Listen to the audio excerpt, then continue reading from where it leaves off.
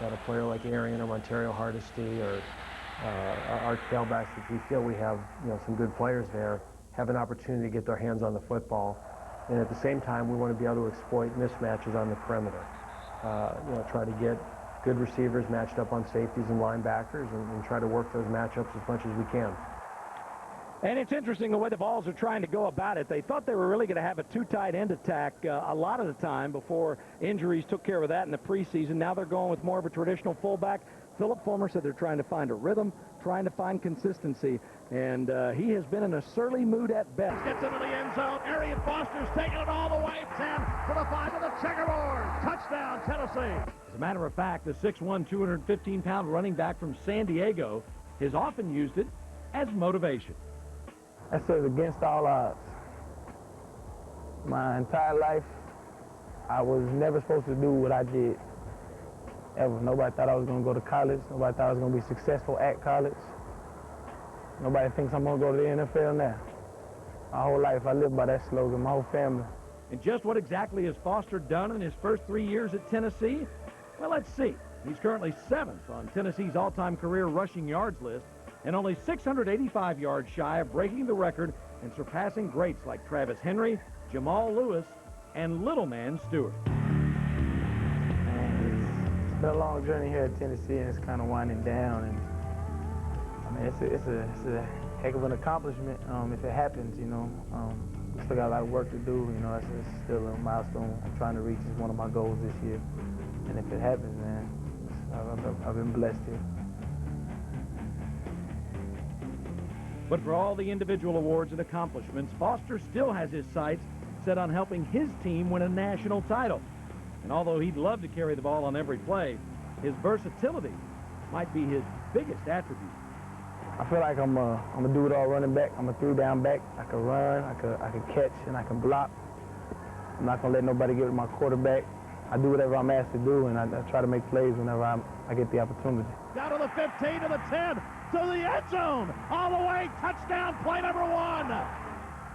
I think that every time I get the ball. Every time I get it, I think I'm going to the house. And take it to the house he did last season, running for 12 touchdowns, the most by a Vol runner since Jay Graham in 1995. My running style is like water. I just take what they give me, you know what I'm saying? Like water. Confidence. I love being around him. He is everything that is good about college athletics. Yeah, there have been some mistakes, but he's learned from them, and now he's not only exerting leadership for the Vols on the field, but off the field as well. And Foster will lead his Vols onto the field to take on the UAB Blazers. We've got kickoff with Dave Neal and Dave Archer coming up at the bottom of the hour from here. Today made me want to go in the locker room and get some shoulder pads to come out here and play, but my time is up, and it's Jonathan Crumpton's time now to lead this team to a victory. Can you imagine? Does it seem hard to believe sometimes that it's been 10 years? It is hard to believe. It goes by so fast, especially when you get a family and you move on to doing other things that 10 years has flown by. And my son is 4 years old now, wasn't even born, and he's kind of like, Daddy, you played at Tennessee? And I'm like, yeah. But he loves it. He told me today that he's going to go to Tennessee, so that's a good thing. There you go. Early commitment right there. T, what was it about that team? You come in a year after Peyton, and I can't remember what expectations were, but I don't think most people had you down as the early favorite to win the national championship. It was our team chemistry, both offensively, defensively, and in the special teams. We had some games where we won with our defense, some games with our offense, and some games with our kicking game and our field position. But in the spring, when Peyton Manning and Leonard Little and all those guys graduated and went on to the NFL, Coach Fulmer approached us and saying that we had to earn our right. We had to earn our stripes on our helmet, the T on our helmet, the name on the back of our jerseys. And we took that approach to the regular season. And we really did make strides and come together as a team. And if we knew we were going to have any kind of success, it would have to be as a team. T, some guys have trouble seeing the big picture. But you see what happened with LSU last year, the way they were able to bounce back. Tennessee bounces back and get into the championship game. And that's got to be the battle cry for Philip Fulmer and his club, I would think. Yes, we started off on the same path last year, going out to California and losing a tough game against the Cal Bears and a really good team with Deshaun Jackson out there. And we did the same thing this year. UCLA was a tough game. Yep. We just have to finish. I think we had a week off to prepare, a week off to get the kinks out, special teams, offense and defense. And this is going to be a good game to get back on track before we play Florida next week. Great. T, great seeing you. Congratulations. Enjoy the day and enjoy the whole year celebration. All right. That's T. Martin, and speaking of great plays and great players, let's take a look at this week's Traditions in all of college football. The Tennessee Volunteers running through the famous T.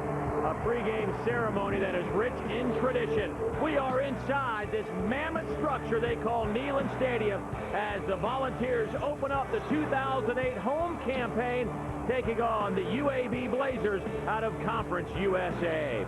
And a pleasant good afternoon, everybody. I'm Dave Neal, and welcome to a very sunny Knoxville, Tennessee. We hope you are safe wherever you may be in this very trying time, weather-wise, around certainly the southwest part of this country. Now, as we get set for Tennessee and UAB, we did not expect to have two winless clubs going at it today, but one thing is for certain, one team will walk out of here with a victory. Philip Fulmer has been as agitated as I can remember him being the last 2 weeks since this devastating loss to UCLA on Monday night. You know he's gotten after his club after what happened on the West Coast. Joining me, our quarterback, Dave Archer. And Dave, you've been in those situations before. It's been a tough couple of weeks. It's been a while since they played, but they've got to get this offense cranked up. That's the bottom line. Yeah, Dave, and they're going to lean on their strength, and their strength is running the football. All he did last year was have an all-SEC performance. He's one of the best backs in the country.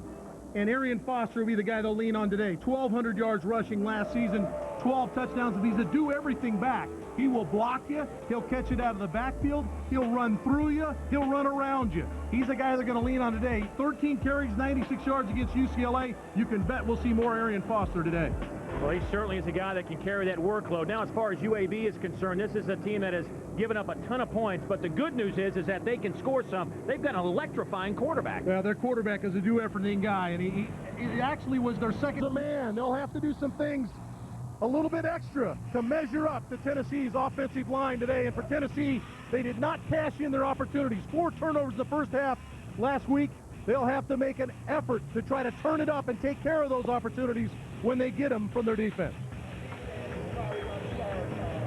We're going to have a crowd of close to 100,000 here, I think, due to some of the high gas prices. Some of the folks around the Tennessee area paying $5, $6 a gallon of gas. So we may not have a full house, but nonetheless, still a large crowd.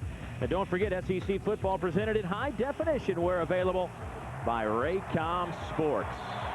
Well, Tennessee won the toss. They will defer, so the Blazers will get the football first if they can hold on to it here on the opening kickoff.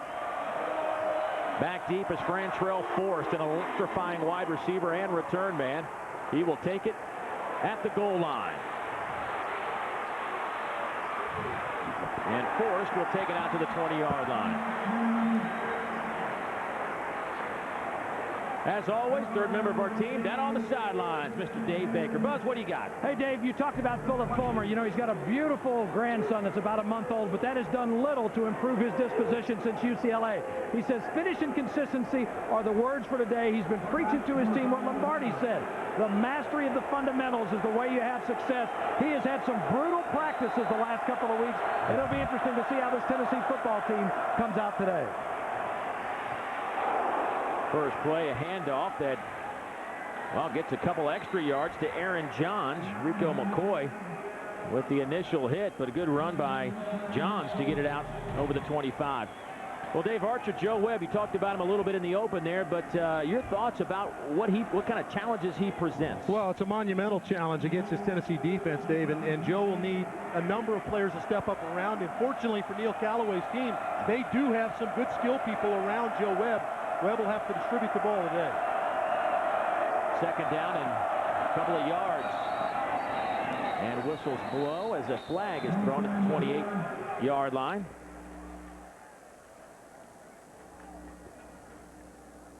Ken Williamson, our referee today.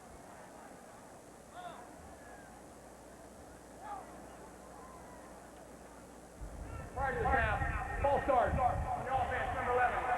5-yard penalty. It remains second down. Well, Dave, you mentioned some of those weapons, and here they are for UAB. Yeah, Frantrell Forrest is the guy that returns, had a great freshman year. He's the leading receiver returning at a monster day last week.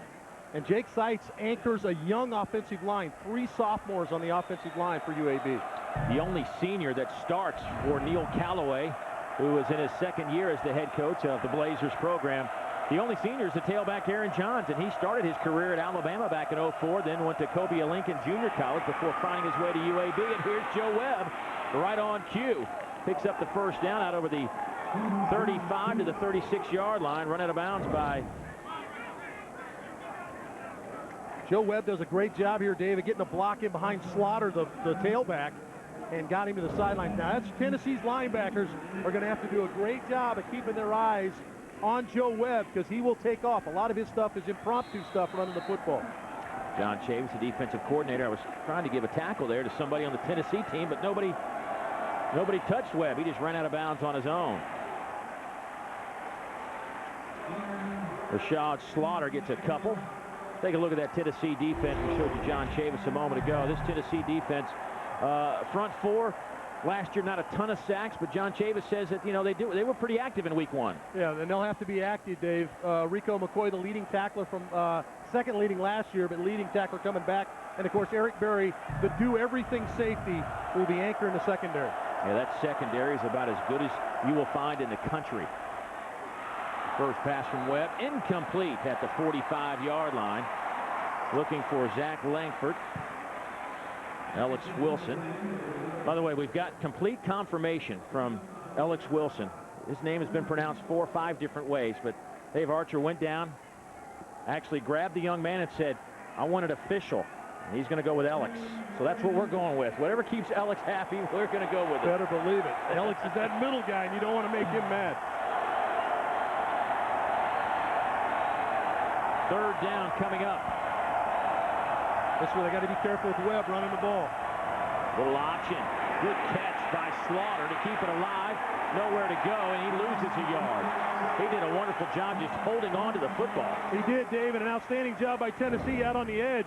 You take away the edge against the option, make the quarterback keep it. Well, he pitches it. An outstanding job of Rico McCoy being on the outside to take away the pitch. Let's go down to Dave Baker.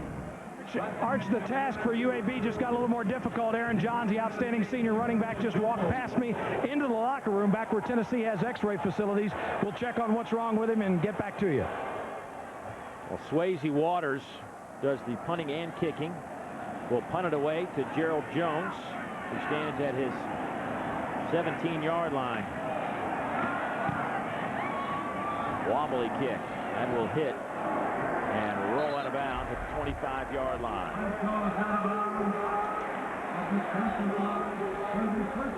Time for Nothing Like It, presented by Crystal.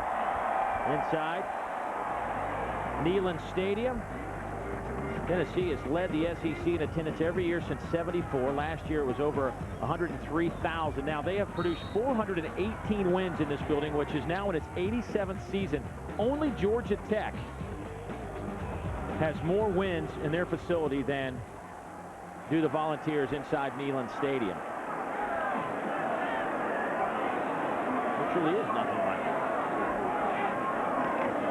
First play, handoff. Foster trying to get the edge.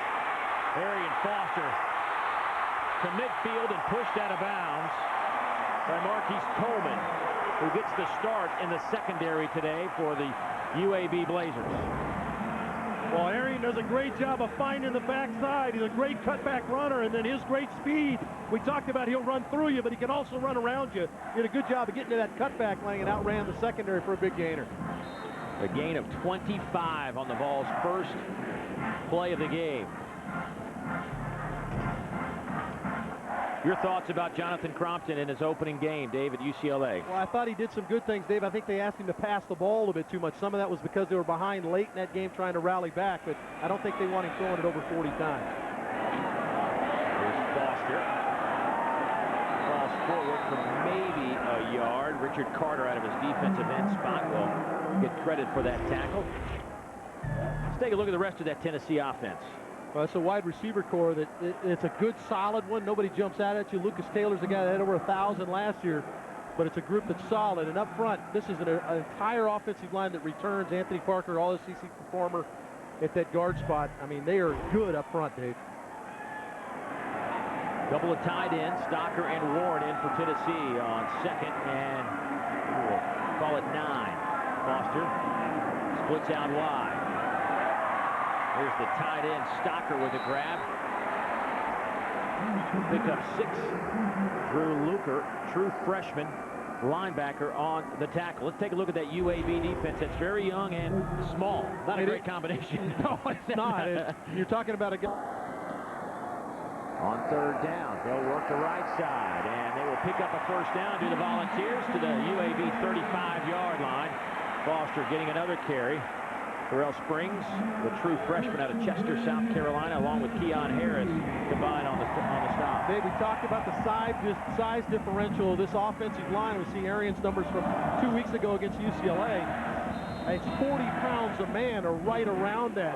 It's really going to be tough, and they're going to have to create some stuff on defense. Eric Schumann, the defensive coordinator, going to have to create some pressure looks. Got to screw up the passing or the blocking assignments. Quick throw near side. Lucas Taylor dancing around. Gets a couple on the play. Give him 3. Will Dunbar, that safety out of Atlanta, GA, in on the stop. It's going to be important for Tennessee to get a lot of things going as they get ready to go into their SEC schedule. But there's their offensive line, the differential, and that may not take effect early in the game, but by the time you get into that second quarter, third quarter, having to push around 45 pounds a man or 40 pounds a man becomes very fatiguing. Eagle setback is Foster. Little stutter step down nowhere. Good tackle. Made by Leggett. Leggett steps up. Well, we talked about you're going to have to run through with some linebackers. Leggett is going to run through, runs past the block. You see he runs past the block and make. Third down and 7.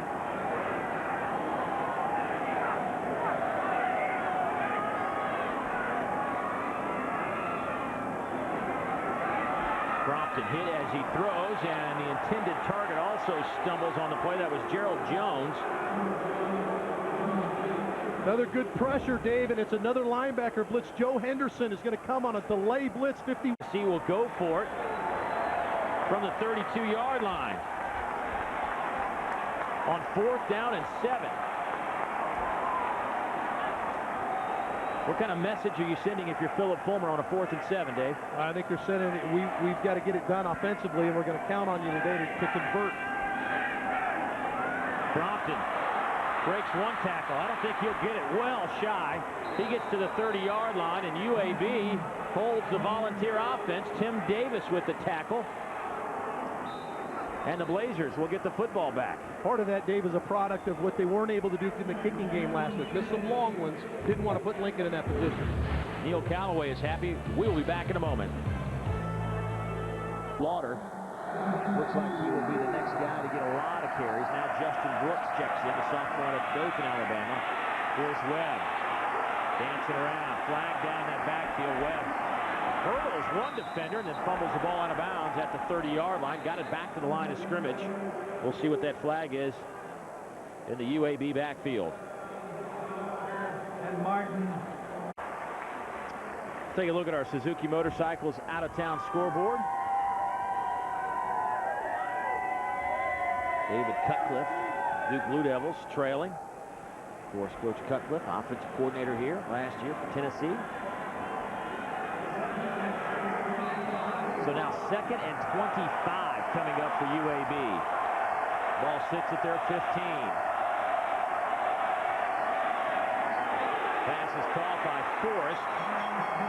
They will spot his progress just a hair over the 20-yard line, a gain of 5. And a big hit by Eric Berry. Well, this is the featured guy. Frantrell Forrest, number 7, will come inside trying to find a hole in the zone. And Eric Berry comes up to make the play. Chance to talk to Eric Berry yesterday, Dave, and we talked to him about playing more down in the box area, and that's where he was. He rotated down from the safety spot to make that tackle normally where a linebacker would be. Eric Berry is a guy that just, the best thing I can say is he just gets it. Gets it in life, gets it in football, he just gets it. Little reverse. Well played by Tennessee. It's Justin Johnson tripped up. He'll lose a couple. Not a good series for UAB. No, and a nice job by Adam Myers-White, the linebacker. Stayed at home on the reverse. Did a good job of forcing it wide, and then Tennessee rallied up to make the play. Yeah, good job by Dennis Rogan. Myers-White, number 48, does a nice job. Excellent job of getting up there and forcing it and making it take too long. Oh, 4th and 31, we'll say. This gives the dangerous Gerald Jones an opportunity from midfield.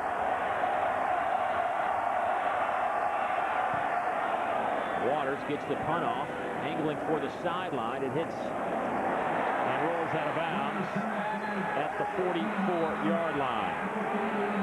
So Tennessee was stopped on downs in their first possession. Now they have excellent field position for their second drive. And we are scoreless in Knoxville, Tennessee. We will return after a word from your local stations. And that Tennessee is not ranked for their home opener. Kind of a strange occurrence. But they will open up their second drive of the game inside UAB territory at the 44-yard line.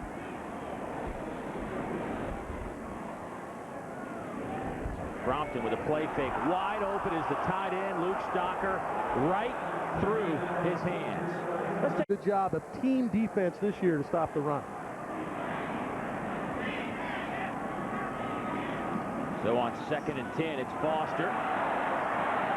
And a flag comes down at the 40-yard line as Foster got very close to that first down marker at the 33-yard line. Will Dunbar, not than, or still a little bit less than 2006. Game time, 3:10. I think it gives you a little bit more consistency for the officials, Dave, to get the ball spotted, the clock runs, there's no holding the clock. I think it helps them a little bit.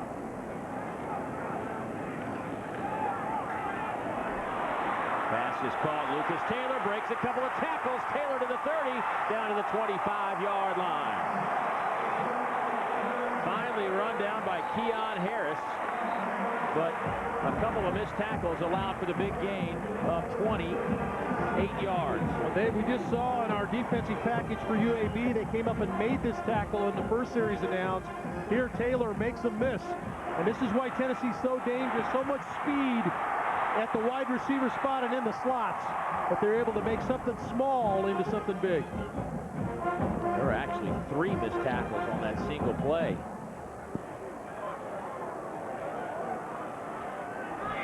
First down and 10 at the 24-yard line. And handoff to Foster. Gain of 4 on the play.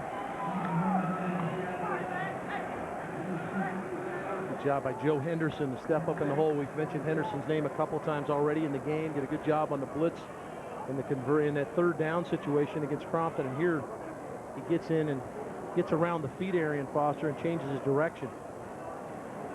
Henderson, a standout linebacker, a 2-time All-Conference USA player, 109 tackles a year ago. Here's Crompton rolling left, throwing to the end zone, caught, touchdown, Gerald Jones.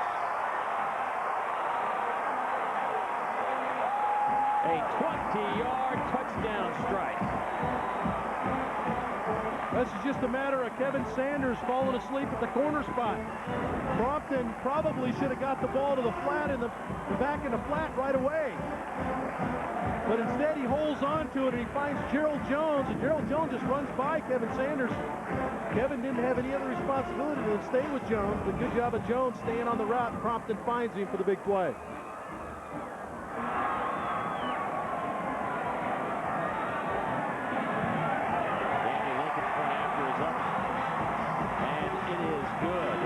Kevin Sanders considered the best cover corner on this Blazer football team. He gets beat by Gerald Jones, the sophomore out of Oklahoma City, Oklahoma. Gives Tennessee a 7-0 lead. Back in a moment.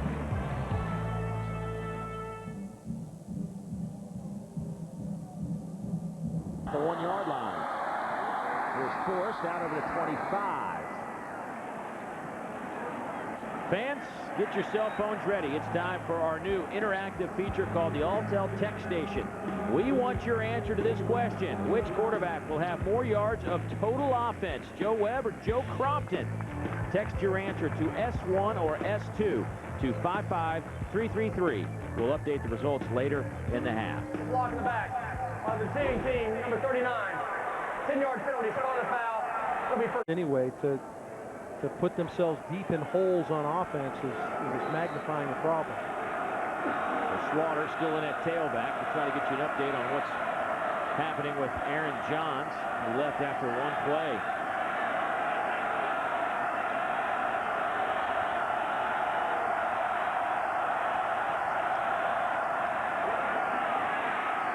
Joe Webb dancing around.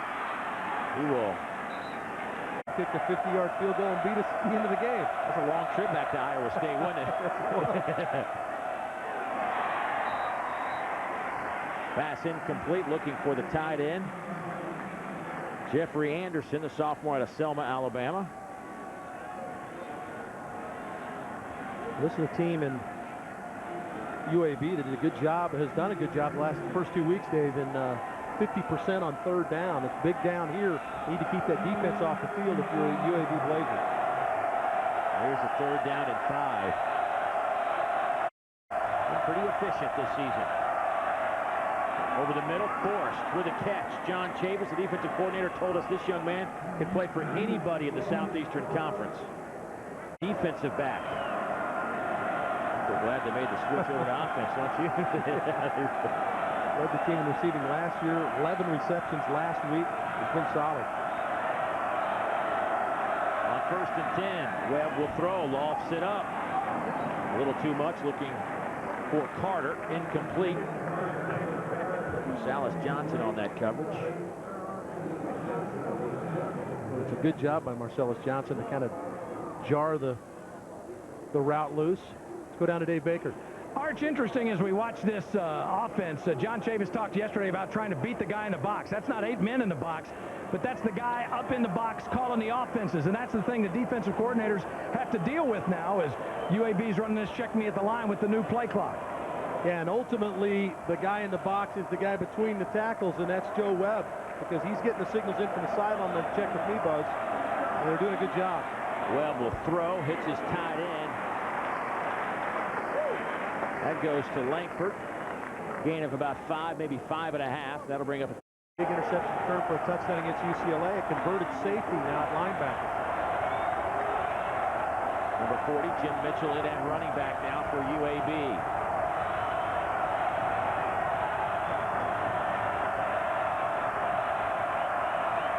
Webb stands tall.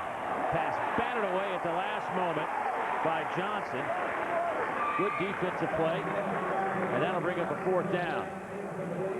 Working the slant route against Marcellus Johnson.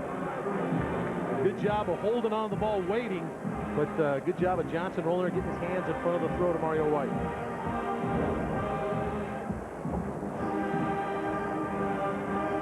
So another punting opportunity coming up for Swayze Waters. Averaging 35.5 in his first couple of kicks. This one will be taken by Jones. And Jones dropped at the 35-yard line. Well, Geico was canvassing the country this year to get the fans' input on all the best moments of the 2008 football season. For tour updates, tour schedules, and your chance to take the Geico Best of 2008 fan poll, check out bestofcollegesports.com.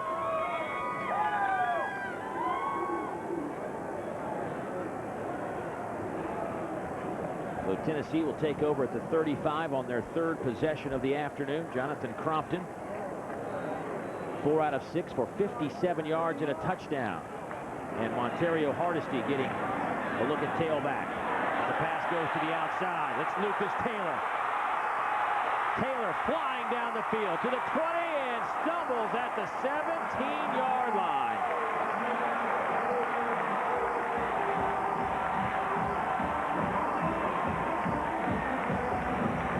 Dave, Lucas Taylor had a monster year last year, and this is just a quick screen to the outside, get a quick block, and he's going to turn it back to the inside.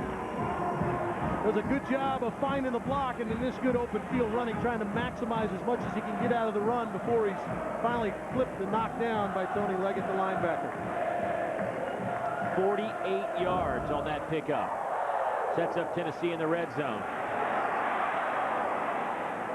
Hardesty tripped up inside the 15. Tennessee now in the red zone, and we take a look at a red zone powered by Honda generators for the ultimate tailgating experience. 40 touchdowns and 61 possessions. Boy, they would have liked to have that number increased. No, there's no question about that. But they've got a lot of talent, Dave, that they can get the ball. We've seen what Lucas Taylor can do on short throws, and a lot of times down here teams want to zone you off or take away the deep throw. They've got guys that can catch it and make a play with it. One of the guys we haven't talked about yet, David, I know you will, is Luke Stalker, the linebacker, or the tight end. Timeout on the field. We'll return after this message from the SEC. End zone, touchdown! Gerald Jones with the second grab in the end zone this afternoon. It goes 14 yards. Working against the freshman Marquise Coleman. And Gerald Jones has his second of the day, but it's the kind of route you want, Dave, against man coverage. It's the corner route, and just throw it to the back pylon if you're the quarterback, and Gerald Jones is going to come up with it. But inside man technique, all Crompton has to do is throw it to the back corner, working against Marcellus Johnson, or Marquise Coleman, and Gerald Jones has the touchdown. When you see that as a quarterback, your eyes get really big, Dave. Point after is up and good. Gerald Jones had 160 all-purpose yards against UCLA. And Tennessee leads it 14-0. Back after a word from UAB. Leading by 2 touchdowns with 65 seconds to go here in the opening quarter. Take a look at our Texas Pete scoring drive. This one didn't take very long. The big play was a 48-yarder to Lucas Taylor that set up Tennessee inside the red zone. And then Crompton hits Jones for the second time this afternoon. So Chad Cunningham will kick it off to Frantrell Forrest, who stands at the 5. And he will backpedal to the goal line. And a block at the back coming up as Forrest gets it to the 15-yard line. A couple of flags come in.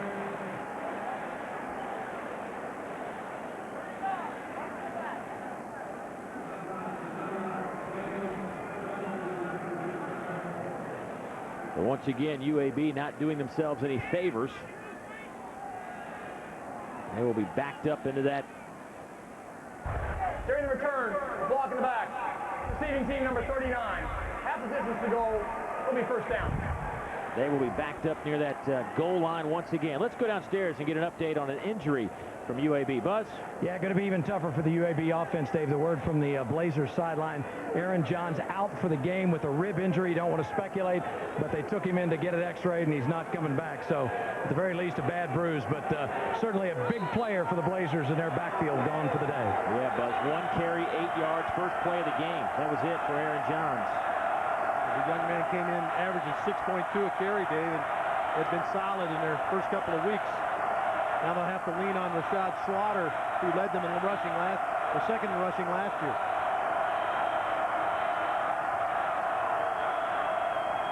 Webb keeps it.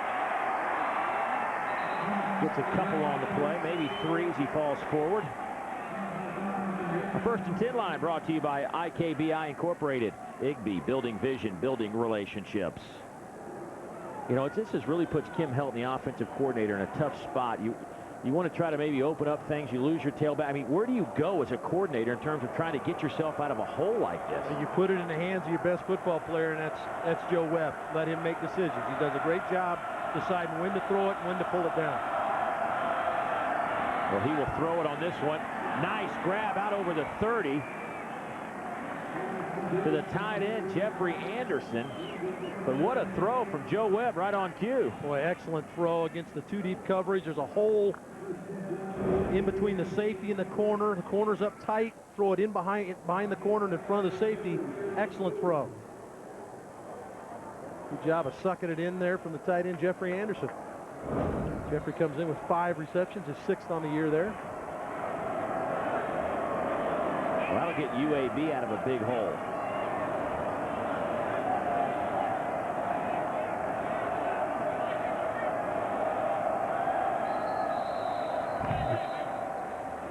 And that'll do it into the quarter. But 2 late touchdown strikes from Jonathan Crompton to Gerald Jones have given the Volunteers a 2-touchdown advantage after 15 minutes of play. We will return to Neyland Stadium in Knoxville after this. Handed it off to Forrest, and then Forrest threw it back to Webb.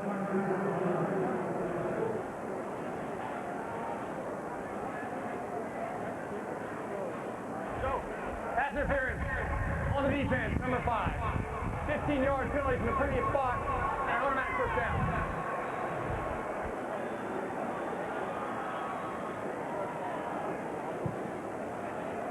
Mantrell Forrest throwing it after taking the reverse handoff, and then Webb trying to work back to get the football.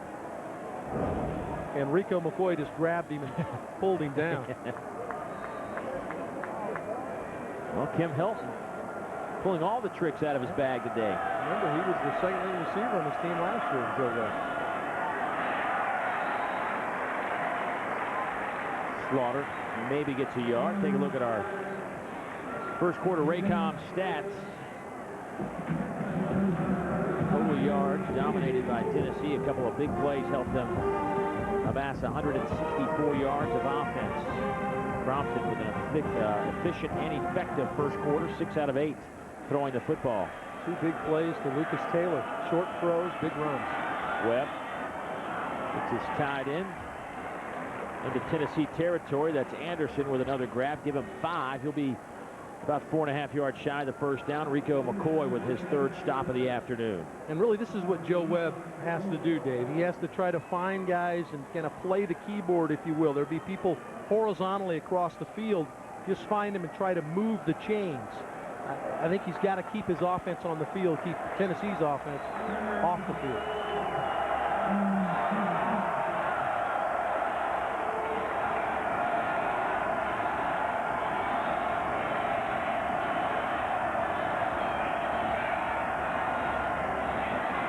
Keeper read well by the Volunteers. I think Webb will be about 1.5 yards, 2 yards shy of that first down. Dan Williams from his tackle position, the junior out of Memphis, read it quite well. It's a good read by Webb. He's going to just go with a straight quarterback run through the middle and actually ran through the tackle of Dan Williams. Dan Williams had to hang on and makes it 4th and short. But I think you got to keep your offense on the field, Dave. I don't think this is a bad call at all to go for it. And then they draw him off sides to the Blazers, and they'll get a free 5 and a first down. Dan Williams, the man we just spoke of.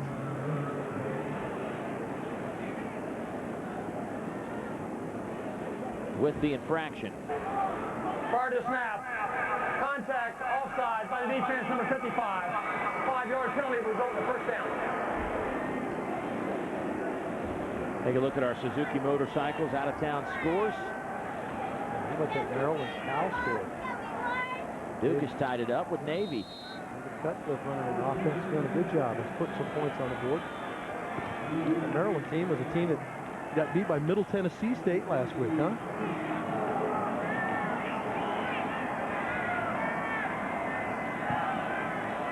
Justin Brooks in a tailback, but Webb will throw it. Lofts it up. Incomplete down at the 22-yard line. Carter, the intended target. Johnson on the coverage. Well, this is Tennessee used to be known for, is to getting after the pass. They had a tough time getting to the pass. Only 1 sack on the year, but good job of coverage down the field. Really no place to throw that one. You know, John Chavis was telling us yesterday, a lot of stock is put into those statistics, sacks. And he says, you know, you also got to count in sometimes when you disrupt a quarterback or an offensive flow. It may not register as a stat, but you're still effectively doing the same thing. Saw it right there, Dave, exactly what you're talking about. Get around the feet of Joe Webb, force the throw a little bit early, and it creates an incompletion. Let's go to Dave Baker. Arch, take a look at the secondary as they get set up here. Primarily the second group of DBs, except for Eric Berry. And with UAB doing so much at the line, there was an awful lot of confusion in the secondary. These guys are turning around, talking to each other constantly, trying to get the right fit as it's still early in the season. Yeah, and this is where Eric Berry and his experience of playing all 14 games last year, Buzz, has the ability to try to translate what they want to do. He's quarterback in that secondary. Setting up a screen. It goes to Mitchell. He'll pick up a first down. Good play call by Kim Helton. They'll move the football down to the 27-yard line of Tennessee. Alex Wilson drags him down. Webb will keep it. Drops the football. It's free. And UAB will come out of there with it. Terrence Edge, the tackle out of Atlanta, Georgia, the sophomore. Right place, right time. Again, just running Webb straight through the middle. He's your featured runner. and Wes Brown falls back to the inside and strips it out. But Edge, the big tackle, jumps on it and extends the drive for the Blazers. UAB once again moving the football. We expected that they would have some success. And Slaughter will stand in the shotgun. He'll take the snap and hand it off to Justin Brooks, who bounces around and might have lost a couple of yards. We were told Slaughter would get a few snaps. Hey, Joe Webb, they asked Joe Webb to do so much that sometimes he just needs to catch his breath, and Slaughter would come in and give him that break. No question about it. Justin Brooks carried the ball there. That's probably a play that Webb would probably carry it on, just take the load off of him a little bit. Slaughter will stay in for another play at quarterback. The junior out of Adamsville, Alabama.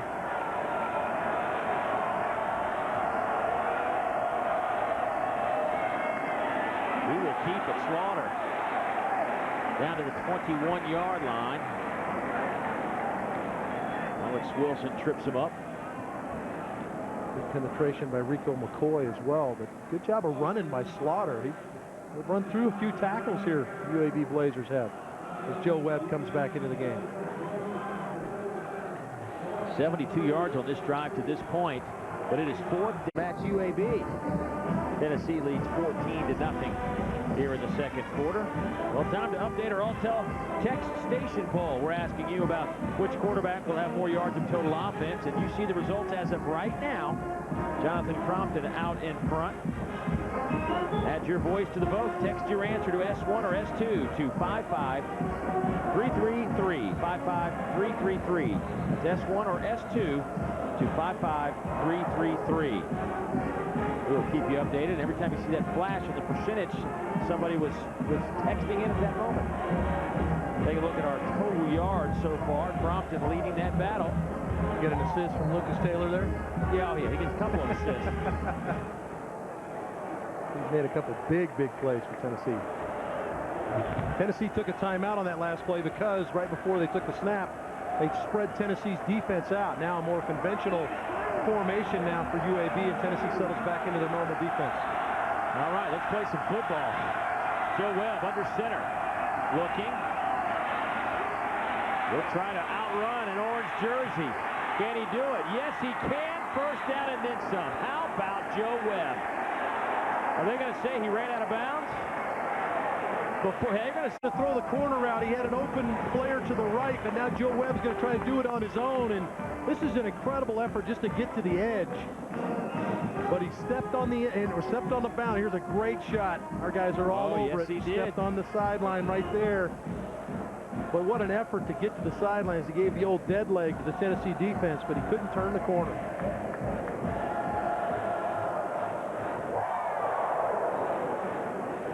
So Tennessee will take over from the 20.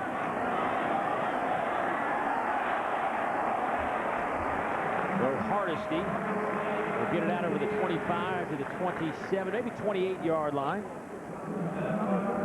Well, you see what they did against UCLA in their opener. Not exactly the kind of drives you want to put together. 7 punts in that total of 14 drives. But today, a little bit different story. Just did not win on third down, Dave. 29% against UCLA, 5 of 17. Here's Hardesty trying to break a tackle of Kevin Sanders. Can't do it. Good play by Sanders, the senior out of Pell City, Alabama. And we talked about it, David, from the top. This is a team, if they're going to have to gang tackle, we've seen them let Lucas Taylor get free a few times. Third down and very short. Crompton will keep it out over the 30. That'll be a first down, but a flag comes in. Interesting on a keeper. A flag came in from our referee at the 21-yard line. Homer will not be pleased with. He has not been pleased the last 10 days. Crompton scrambling. Now he has some room. And he gets swallowed up by some white jerseys. Rotating a lot of guys defensively today.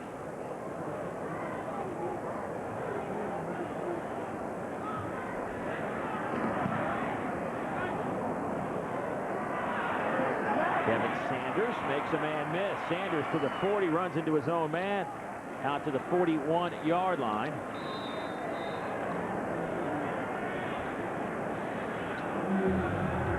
So Tennessee leads it by 2 touchdowns on a beautiful day here in Knoxville. We will return after word from your local station.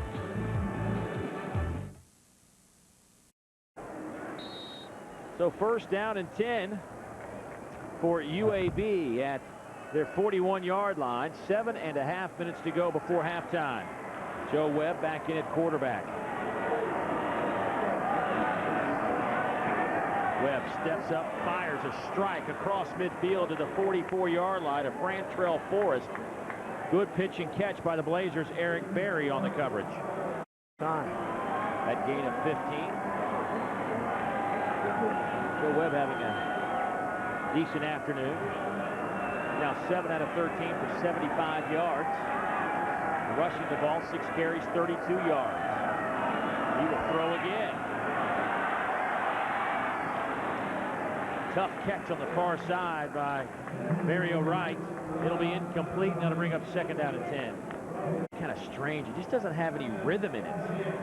And that's much to the chagrin of the Tennessee coaches, because they wanted to have rhythm both offense and defense, and it just has not happened that way. And I think Joe Webb and his offense can credit that. They've kind of controlled the tempo of the game. Webb stands in and fires. His pass is caught. What a catch!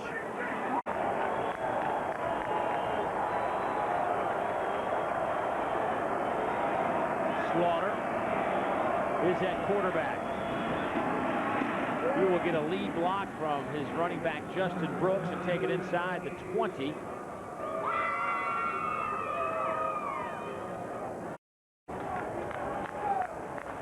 Or maybe not.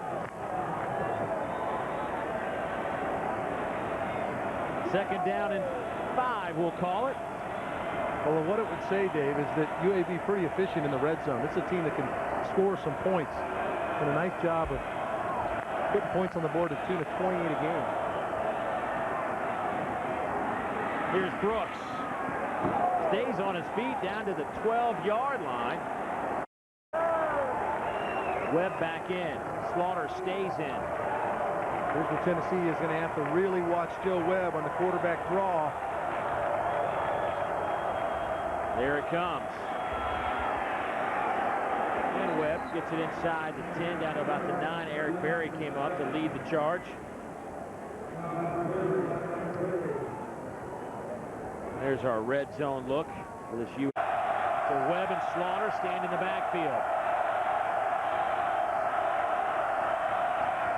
Webb back across the middle, picked off in the end zone. Eric Berry. His 2nd interception this season. And UAB gives it right back to the Vols as they were knocking on the door, but give a lot of credit to that man, 14 in orange, as Berry made another big-time play. Well, I talked about eyes being on number 5, and nobody's eyes are on him more than this guy. Eric Berry does a great job in center field. Here's Berry right there in the middle, and he just flows with the quarterback and steps in front of Forrest to make the play.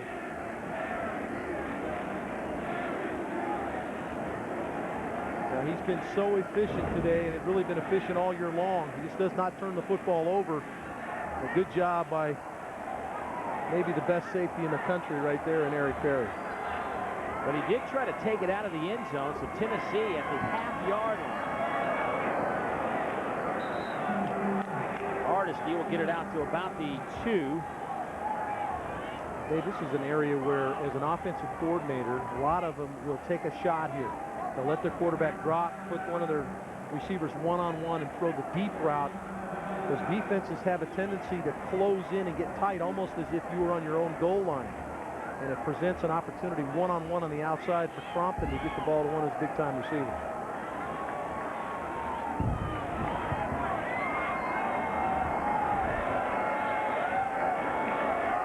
Couple of tight ends. Hardesty, still your tailback. Crompton will throw to the near side, and he threw it in the dirt at the 5. Threw it away, Dave. An extra DB to go to their nickel package. Foster in at tailback. Looking for it all on third down. Picked off at the 45-yard line.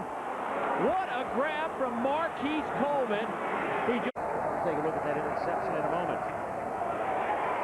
Here's Webb under pressure. Fires. Pass complete. I think they just got it back to the line of scrimmage. They might have actually lost a half a yard. But, Dave, let's go back to that interception. Well, it's a good job by the true freshman, Marquise Coleman, out of Chester, South Carolina, Chester High School. Here he is right here now. Watch him close and go up and take Archer. That stuff's not free, is it? Here's Webb. He keeps it and then stumbles. His knee hit the ground back at the UAB 48-yard line. We'll give Walter Fisher the sack.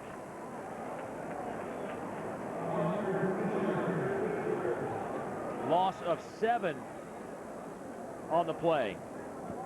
Webb's changing tires down there as he retools, brought the pit crew in and getting the tire change there.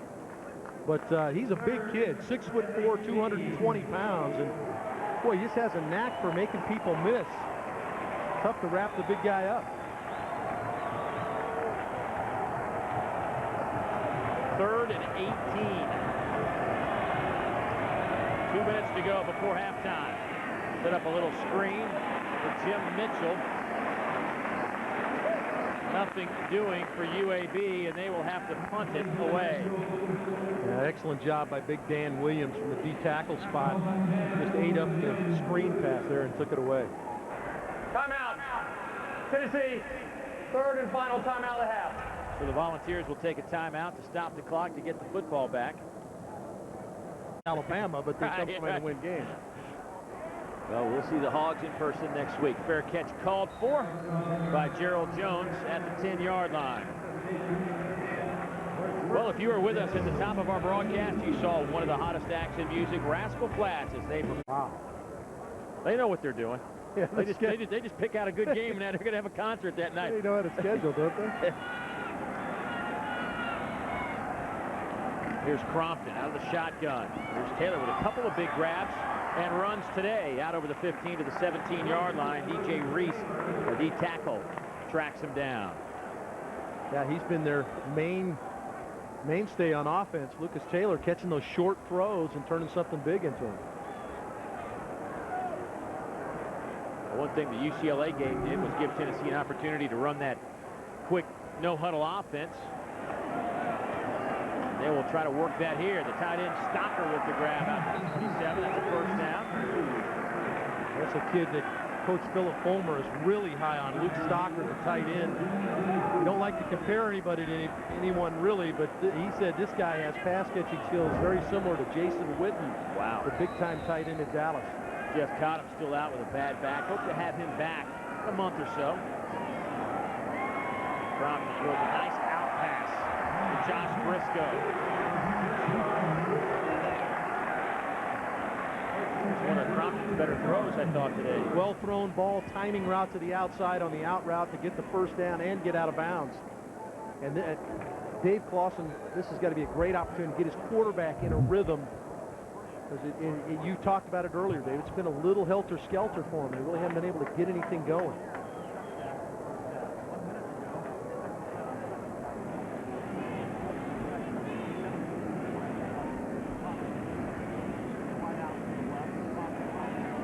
Pressure comes, and Crompton throws it out of bounds.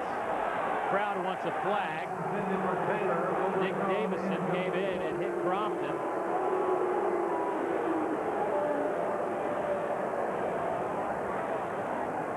Philip Fulmer pulled the headset down and he's hollering out there. He didn't like the continuation. He didn't mind the hit, but then the continuation. He didn't like that at all. Nick Davison, that's the second time he's been wrapped around Crompton today. Davison, a true freshman out of Calhoun, Georgia. 275-pounder.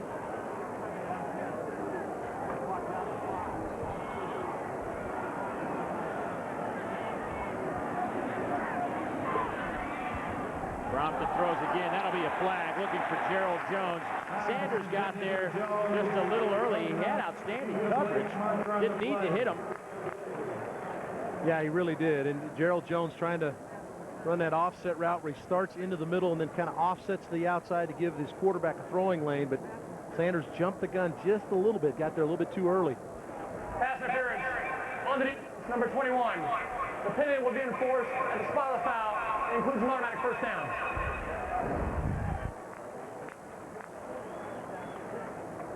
Just a tad early.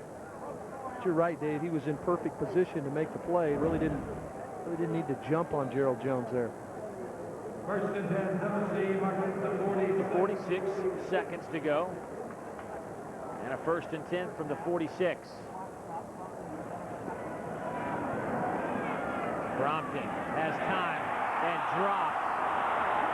The second time Luke Stocker has put it on the turf today when he should have had it. Whenever you compare him against a great ball. Florida State, a freshman All-American tight end.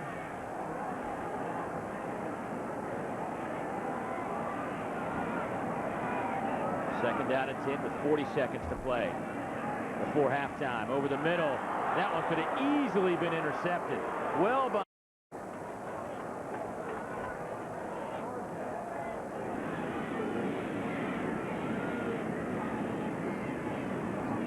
third down. They'll set up a little wide receiver screen to Lucas Taylor, and he'll get it to the 45 of UAB, but that'll be shy by 2 yards to the first down marker. Philip Fulmer saying, hurry up, guys. We're going for it. Don't even think about it. Get to the line of scrimmage. Clock's moving. 19. Tennessee without any timeouts. They come right back to Taylor at the bottom, wide open, a lot of room. They'll go the other way with it. Pass is caught by Jones. That's a first down. He's trying to get out of bounds, can't do it, but the clock will stop to move the chains with 2 seconds to go. You got to run up and kill it real quick if you're Crompton here. I don't think you can do it. Half will be over with 2 seconds. Well, can you do it in 2 seconds? Be able to snap it in 1 second, kill it. Matter of fact, he was so good the clock didn't even move. That's how good he is on that play. To the snap. Ball start on the offense, number 79. 5-yard penalty. End zone. Well, this has not been a good 2-minute drill, if you will, for Tennessee. And the clock started immediately, and that's it. One of the new issues to deal with, and that's Philip Fulmer having a word with Crompton as they head down to the locker room. But Tennessee will go to halftime with a 2-touchdown advantage over UAB. Let's go down and check in with Dave Baker. Guys? Philip, you got a 2-touchdown lead, but not the way you wanted to finish the half with that Not really. We didn't handle the 2 minute exactly the way we wanted. Had a drop ball, we probably score. Feel better about the consistency, though, in the first half? A little better. We got to do better on defense. You know, they're making too many third down plays. All right, thanks, Philip. That's Philip Fulmer, anxious to get in and talk with his team at the half. They're up 14-0, but it doesn't feel like that if you're in orange and white. We're back at Neyland Stadium right after this.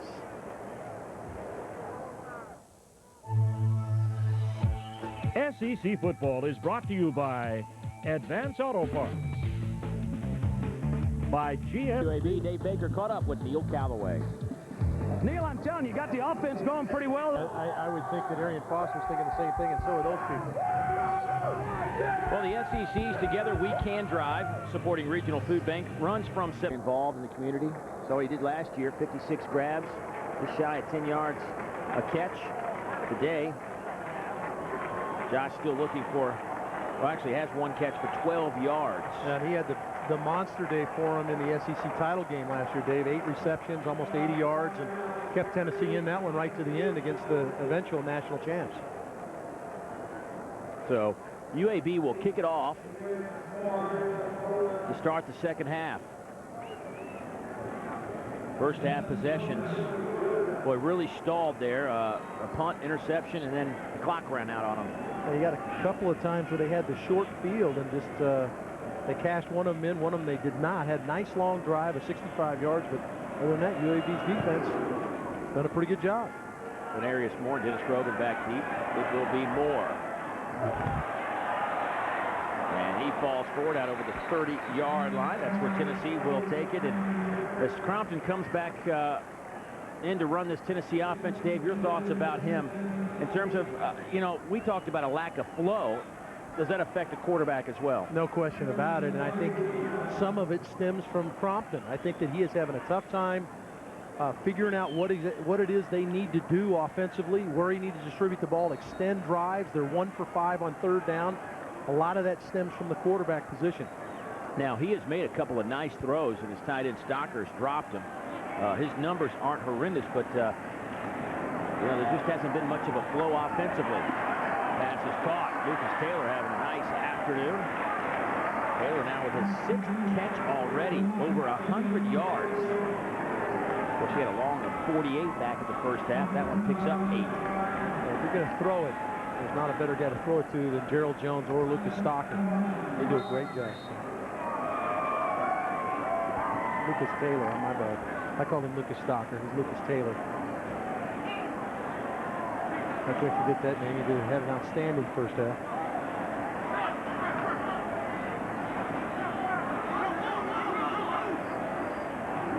Motion by Tennessee. Taylor flip-flops the field, goes to the wide side. Out of the I formation, here's Foster. He will fall forward and get the first down out at the 43-yard line. A good extra effort by Arian Foster, and you got to feel that at some point Arian Foster is going to be the guy they're going to put the game in his hands. Now, he leaves the field now, but that he's going to get a chance to carry the football. Dave, you mentioned the fact that he's averaging about 7.3 yards a touch running it, counting this game in UCLA. We talked to him yesterday. You see him shaking his head. And, you know, he's a young man that wants it 20 times. I think every running back does. Lucas Taylor on that grab gets about 8 before he's brought down by Marquise Coleman. I would think the conversation that happened in the locker room with Crompton, the quarterback, and Dave Floss and Philip Fulmer is, okay, let's find what we do best, and let's do those things, and let's get something going. You mentioned the rhythm. Some of that has to do with those quick hitting passes like you just saw there. Let's get Foster off, let's get Hardesty off, and let's start looking like a Tennessee offense. Saw some of our Woodman scores. As Foster, flag comes in late, however, after Foster picks up the first down to the 40-yard line. Give him a gain of 9. And a hold against Tennessee. Crompton hit as he throws. Passes nearly picked off. It was right in the arms of Will Dunbar. Drop interception. Will, out of Atlanta, went to my high school. Had to give a little love to Lakeside. Of course, we weren't there at the same time. Pass is caught on the far side. That should be good enough for a first down. It went to Lucas Taylor, who is quickly becoming the favorite target here of Jonathan Crompton. 8 catches is that now for Lucas Taylor. That'll be 8 catches this afternoon. Wow. And Philip Fulmer stepped off the sidelines and slapped his hands together and said, let's go. Let's get it going. They got it first down there, and he's trying to do everything he can do to motivate this offense, get it going.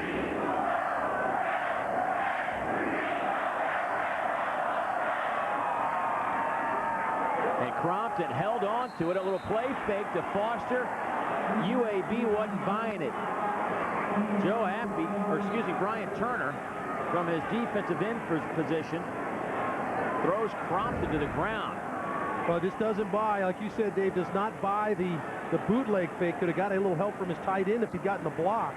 Maybe Kevin Cooper, the fullback, should have got a block on Turner to allow Crompton to get to the edge. But good job by Turner to stay at home and make the play on the boot. After that loss of 9, it will set up.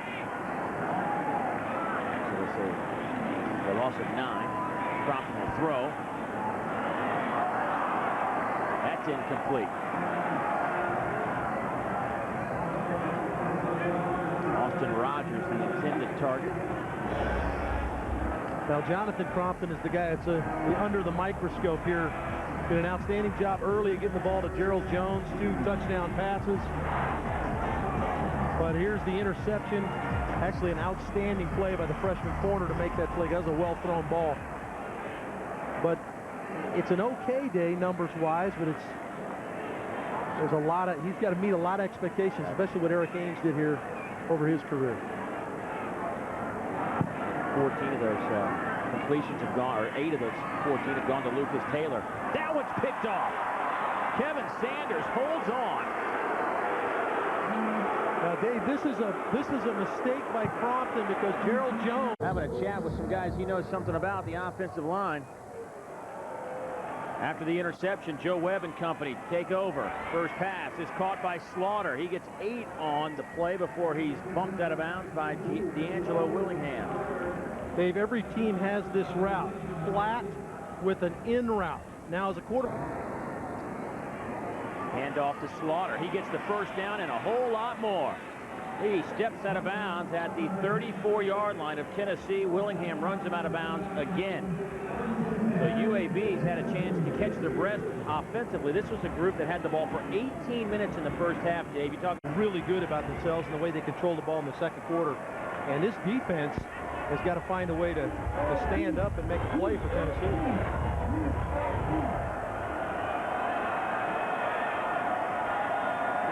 Little option. Joe Webb keeps it for the 31. Alex Wilson in on the tackle for Tennessee. Speaking of Alex, he's our Polaris ATV toughest player of the game. You had a chance to talk to him, Dave, before yesterday's walkthrough. What a sharp guy he is. Yeah, not just tough physically, but tough mentally. 38 games he played in before he got his first start last year in the bowl game, and then he started last week at UCLA. He's the guy that everybody looks to for inspiration. They'll swing it back to the tight end. Langford gets hit. Not much happening on that play. A lot of orange jerseys flying around, led by Dennis Rogan. Rogan, the sophomore out of Knoxville.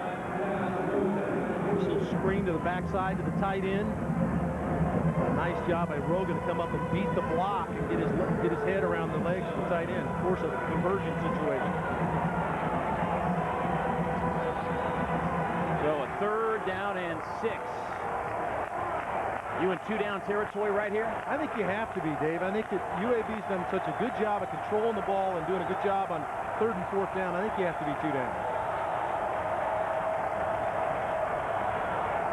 Webb.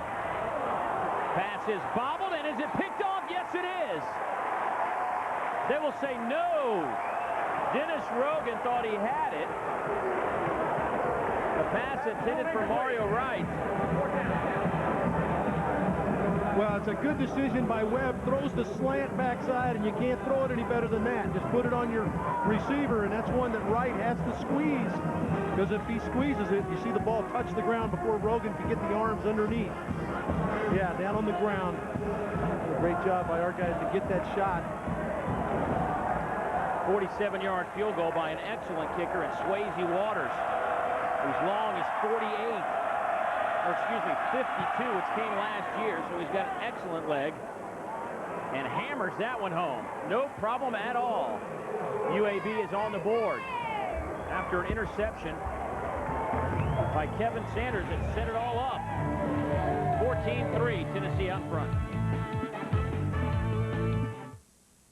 By Swayze Waters.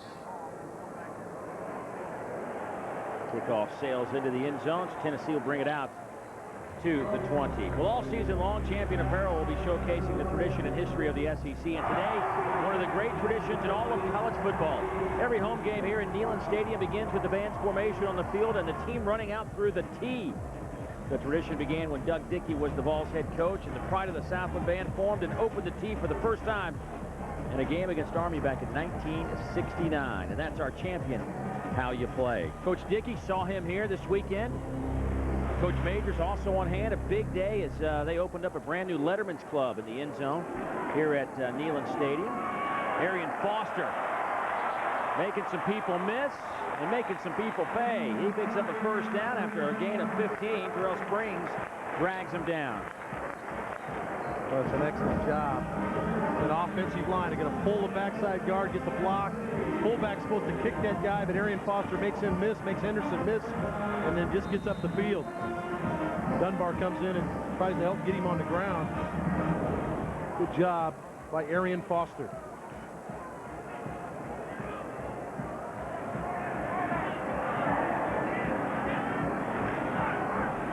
Give it to Foster again. He's hit at the line of scrimmage.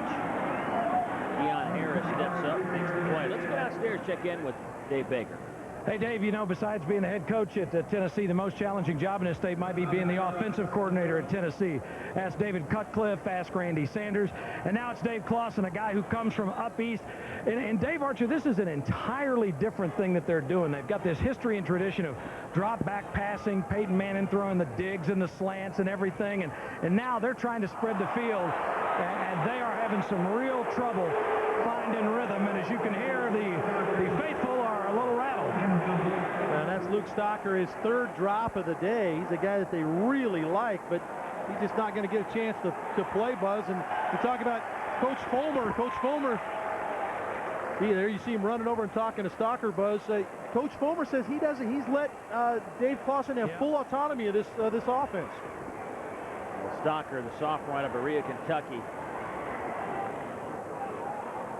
having some issues today. Feel for a young man in a situation like that.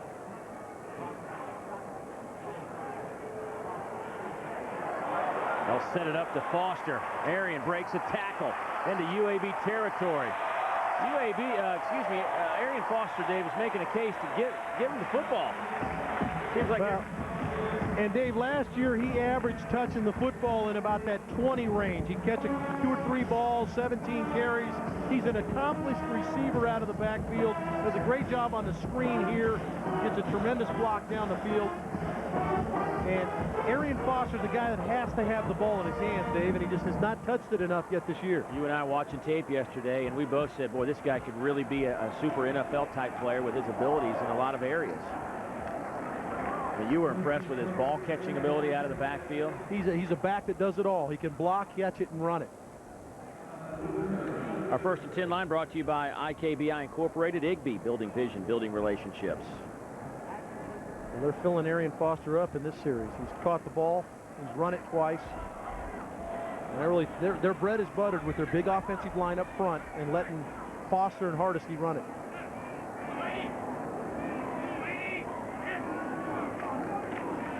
There he goes again, Arian Foster to the 20, to the 10, run out of bounds at the 5-yard line.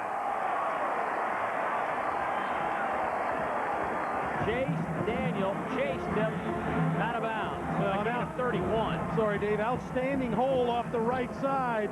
They crush down the defense, and then Arian Foster makes Dunbar miss in the hole, and that's the leading tackler in Conference USA right there that he made miss. Big run, Arian Foster. This has been his drive. He's done an outstanding job of picking up his offense.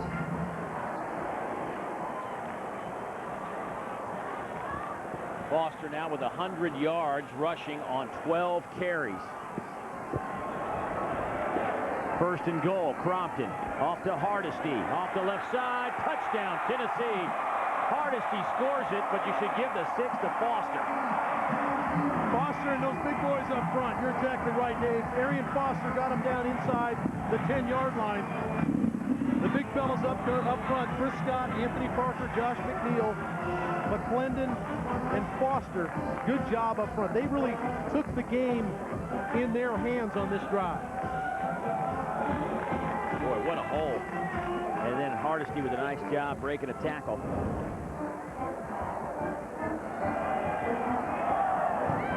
One after is up and good by Daniel Lincoln. 21-3 now. Tennessee answers the UAB field goal with a nice scoring drive. Hardesty stuck it in the end zone. That's his 3rd touchdown rushing on the year. Got 2 against UCLA a couple of weeks ago. But Arian Foster with 3 good runs and then a really good job on the screen pass to get it down there. Allow Tennessee to go up. Well, next week, 12:30 Eastern, 11:30 Central. Same time as usual. Alabama. Texas Speed scoring drive, 80 yards, just shy of 2.5 minutes. Hardesty from 6 yards out caps off the drive. Now that looked a little bit more like what we expected from Tennessee. They loaded it up on their strength, their offensive line and their running backs, and rode it down the field.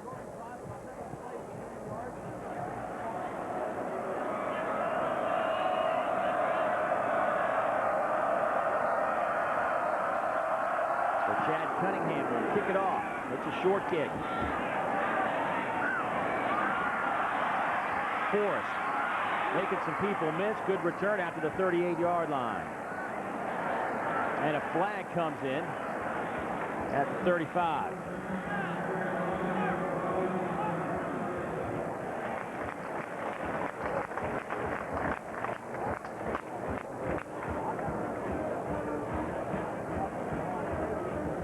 During return, block in the back, receiving team number 80.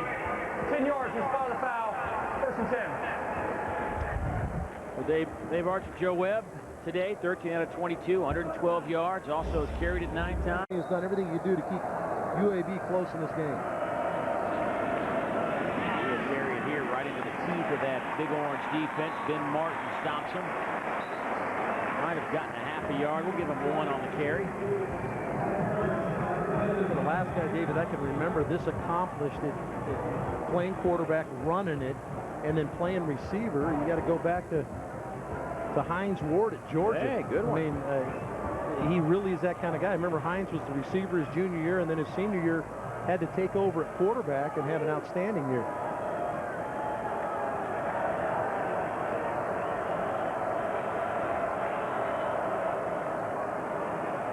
Joe Webb. Oh, my.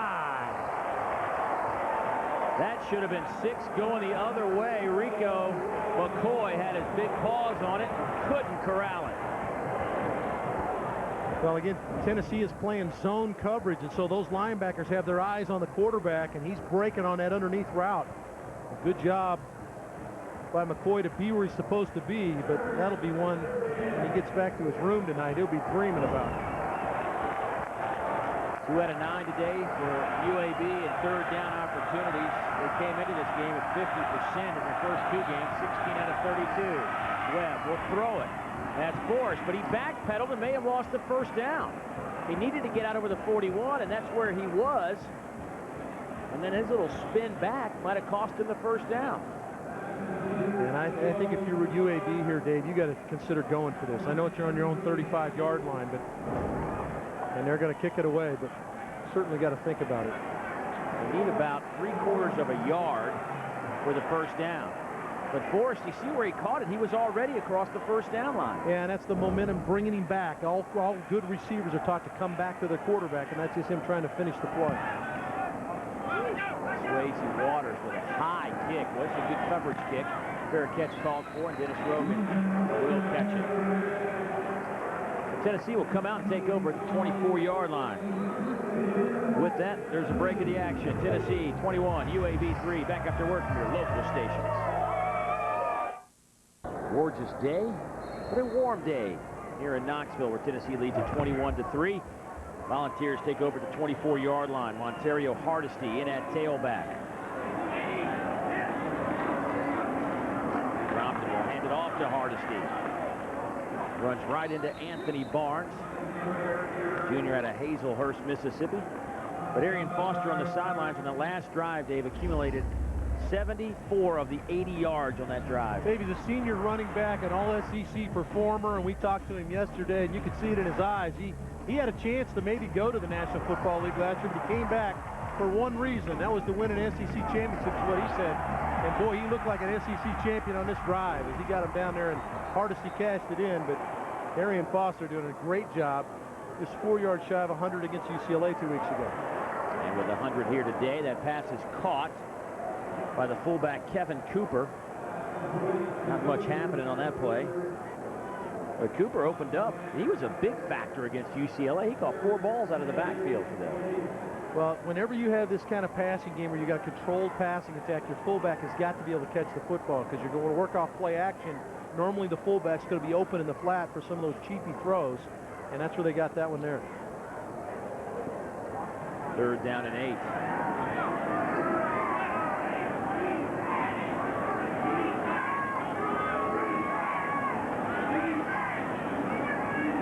Throwback, trying to hit Taylor. He will pick up the 1st down, and then he is run out of bounds by Terrell Springs, the true freshman. Well, it's an outstanding job on the outside. They've run this play a number of times. You got to get the big fellas out in front blocking. They look like Anthony Parker, the All-SEC performer, got out in front, got the block on Matt Taylor. And you see Fulmer's excited about it. Boy, he likes the effort.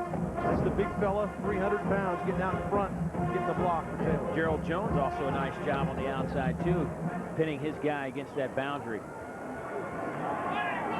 First down and 10. Blocked by Hardesty. Frees up his quarterback, but that pass is dropped. Denarius Moore, the intended run it. But they've got to find, to beat the teams in the SEC, they're going to have a mix, and they're trying to find a way to get Compton in the rhythm. There's Hardesty. He's close to the first down on second down at 10. Henderson and Luker drag him down. Look at our Woodman scores, and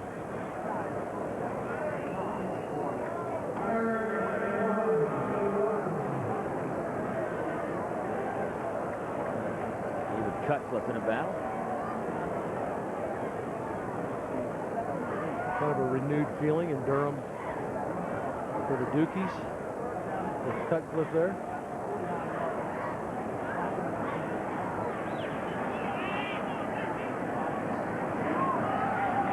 Brompton will pick up the first down over midfield.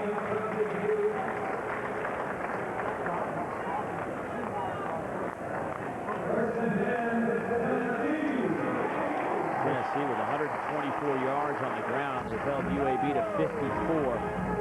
Dave, there's an opportunity now, and it's a guy I know you're excited about. We talked about it yesterday with Philip Fulmer. Lenny Freer comes in the game. It's a guy they wanted to get some rushes to, kind of a home run threat from the tailback spot.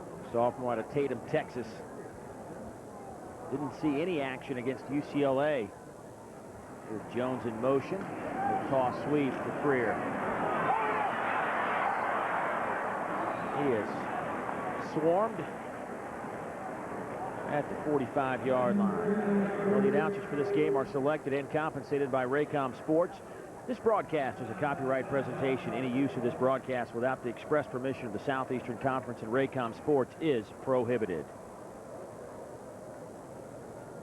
Tennessee's doing a good job of alternating on the offensive line. That time, Ramon Johnson had come in. He's an extra tackle, came in and lined up at the tight end spot to get a little bit more bulk off that right side. Now they go back to a conventional look.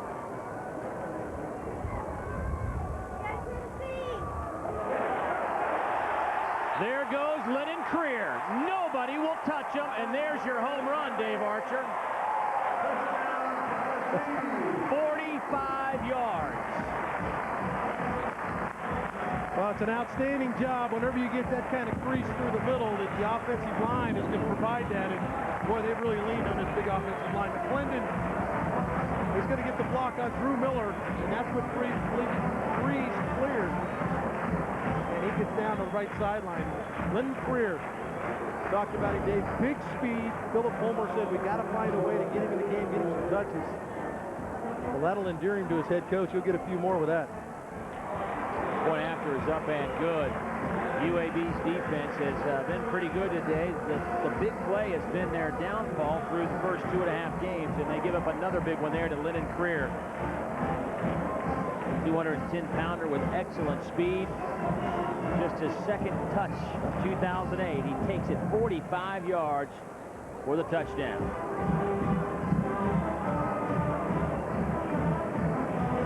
Offensive line the last 2 drives has also stepped up to the task. I think that we saw coming out of one of the commercial breaks, we saw Coach Fulmer really getting on his guys, and they have certainly stepped up and helped Creer with the home run.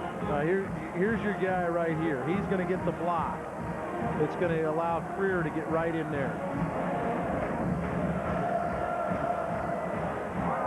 There's the block right there.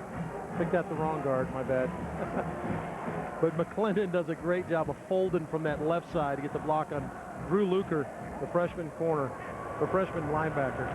There he is, big 65 out in front. And Creer's one of those kind of guys, Dave, in the open field. You see him all over the SEC. You're not going to catch him in the open field.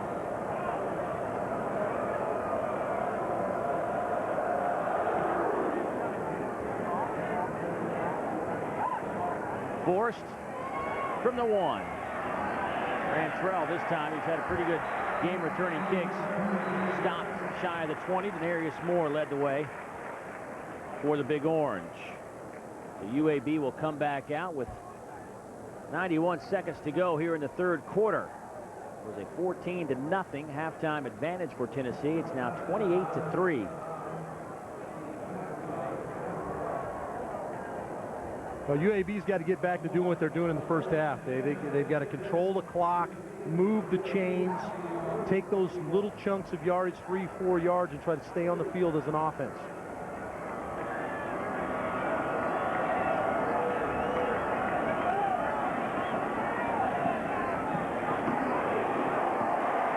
Wrapped up in a hurry was Frantrell Forrest. Eric Berry comes flying in.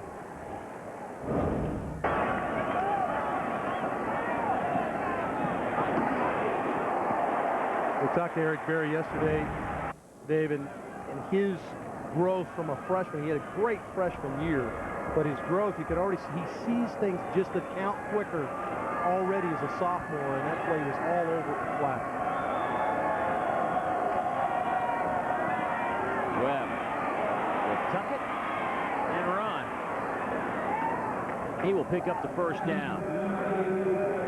For more on Eric Berry, let's check in with our own playmaker, Dave Baker.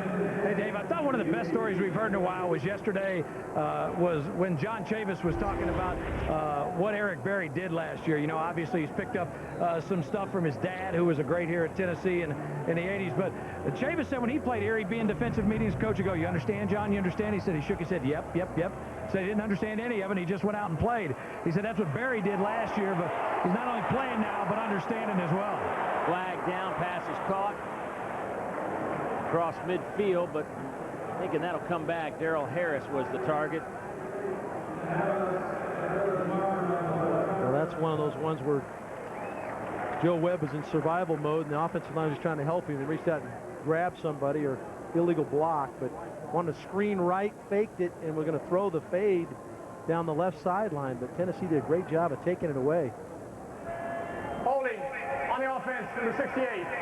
10-yard penalty from the previous spot. Repeat first down. Saw Neil Callaway. You know, we have spent so much time with him over the years. Of course, at Georgia was the offensive line coach, the offensive coordinator before coming over here. Of course, he's been around the block. Played at Alabama, also coordinator over there. And, you know, he's just trying to build this thing up. And, you know, he's a class or two away from where he thinks they should be physically. And a flag comes down way back at the 10-yard line. And Nevin McKenzie came on the blitz from the linebacker spot and put a little pop on Joe Webb. McKenzie 20, blitzing through the middle, and just kind of shoved him, and Webb gets a little handful of the face mask. I was going to say, you know, Joe Webb turns around to our referee and says, Number 5 of the offense. 15 yards. Previous spot. Repeat first down. he was trying to plead his case to Ken Williamson. I didn't really grab it, but kind of hard to overlook that one. So they'll back it up half the distance to the goal line. Remember, there is no 5-yard penalty for a face mask anymore. They're all 15-yarders. So first down and forever. First down markers out at the 44-yard line. And that will be the end of the third quarter. Tennessee puts a couple of touchdowns on the board in the third quarter to take a 28-3 lead. We will return for the fourth quarter after this.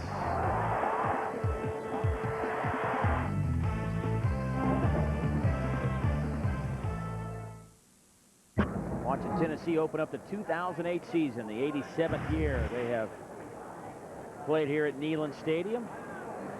28-3, Tennessee out in front.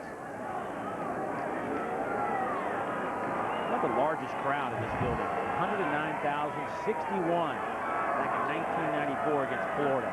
109,000 jammed in here. It's a beautiful place. Joe Webb, some running room. Joe breaks a tackle and bumped out of bounds. He nearly picked up a first down. It was 1st and 32. Now he brings up relatively second and short compared to what it was, 2nd down and 8. Dave, I don't think I've seen Philip Fulmer this demonstrative on a sideline ever. He's running out, yelling at guys, trying to pump people up. Morley misses the tackle there, but that's 6'4", 220 pounds ran through that tackle. Boy, he has been active on that sideline.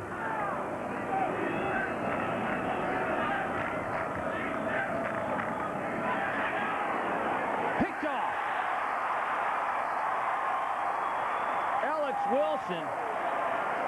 And then a late hit. Pressure came from Nevin McKenzie. And then Wilson standing in midfield. Got the early Christmas gift. That's a great job by Alex Wilson, because he does a good job of doing what he's supposed to do. And this is what Phil Fulmer wants him to do. There's the pressure, but in a veteran linebacker's in the zone where he's supposed to be, the quarterback throws it in there and then he catches it when it comes. And this is really what all they're looking for from these guys. When you hear this coaching staff talk, is be in the right spot and make sure you make the play when you're there. 6 tackles, an interception, a pressure, a tackle for loss. Alex Wilson has been everywhere.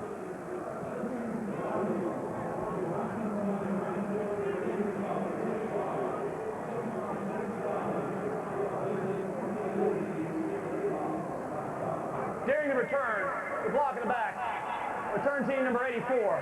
10 yards, spot of the foul. Wow. It'll be 1st and 10. So we had a little late hit, but it was not that at all. They had a lengthy discussion about the actual violation, and they will back up Tennessee to the 44-yard line, but the Vols will take it. 6th interception this season by this Tennessee defense. 2 of those by linebackers, 4 of those by the secondary. Take a look at our stats through 3 quarters presented by the new AT&T, and now Tennessee is starting to rack up some offensive yards. Almost 400 through 3 quarters.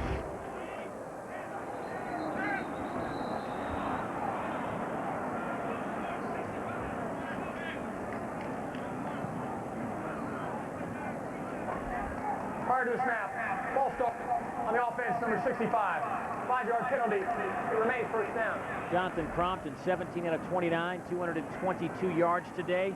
He is one of 6 new quarterbacks starting in the Southeastern Conference. Actually, if you add up everybody that started, between Chris Dodd, Cody Burns, Tommy Beecher, and Chris Smelly, there are quite a few new faces. Mike Hartline is already sharing some time. They were hoping he could be the guy to take the reins in Kentucky, but they have gone a different direction as well. Hartline's still seeing plenty of snaps, however. Here's Creer. Career. You think he's vying for some more action? No carries against UCLA. 3 carries today. That one goes for 11. Actually make it 19. Big fella Ramon Foster, the offensive tackle that side, gets a good block to seal the edge. Get the speedy Creer on the outside. Yeah, Dave, his few times touching it, he's made something happen, so certainly would like to be in the game a little bit more.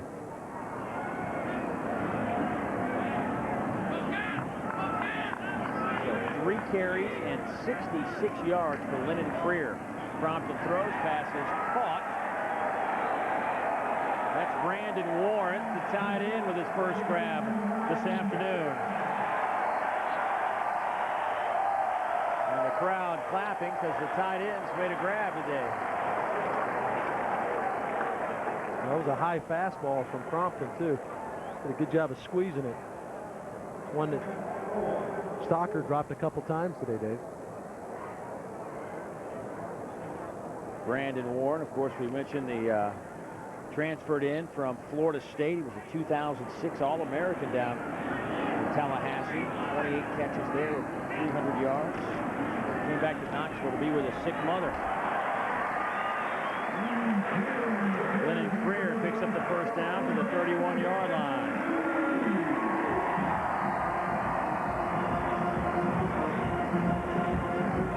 Gain of 8 for Greer. Really, the Tennessee offensive line is kind of taking control of the game, Dave, and that's really what they needed to do. It's a strengthened football team. These guys only gave up 4 sacks all of last season, only 1 this year, and they've done a nice job of running the football. Arian Foster, 1,200 yards last year. They're running good this year. Here's Greer down to the 26-yard line. You know, I think in the second half, we have seen what this offense can be, what we expected it to be. It has been, I don't know if it's a tempo thing or a play calling issue, but it seems like there's just much more fluidity with these guys. Everybody's running with a little bit more pep in their step, a little bit more crispness.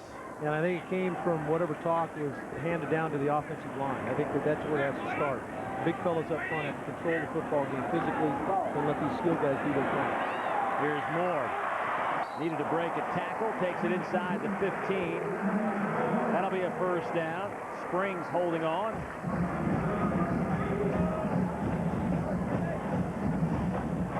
This is something they kind of needed to see, Dave, as they get ready for the Gators next week. Is they needed to see some of the stuff that would let them hang their hat on throwing it and running it. This quick passing game out to the outside of these skill guys are what Crompton does extremely well. He gets the ball out of his hands quickly and lets them run.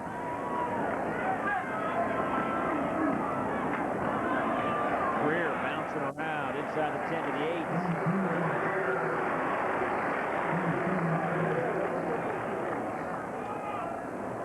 Look at the red zone, powered by Honda generators for the ultimate tailgating experience. That's what you're looking for right there. 100% touchdowns. Yeah. That pleases a coordinator, a coach, pleases your fan base. Anytime you get in the red zone, you punch it in for a touchdown. That's what you're looking for. There goes Greer on a little toss sweep. Close to the first down, with sitting at about the 4-yard line. Joe Henderson with his 5th tackle today. Good job by Kevin Cooper, the fullback out in front of Greer. He kind of had to eat the shoe duster tackle from Will Dunbar coming up. Good job by Cooper to get on. Cooper's going to be coming right at you, number 45, and here comes Dunbar, the safety, try to take him out. So he does everything he can do to make sure that Dunbar doesn't get into his running back career. Sets up a 1st and goal situation. And off. Greer cuts it back. Touchdown.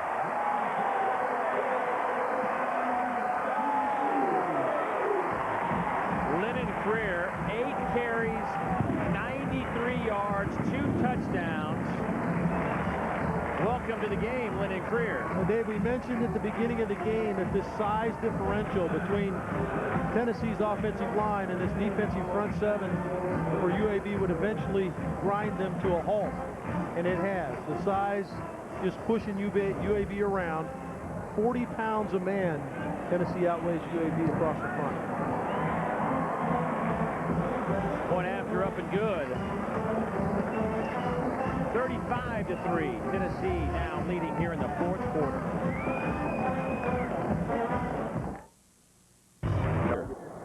For the Auburn Tigers.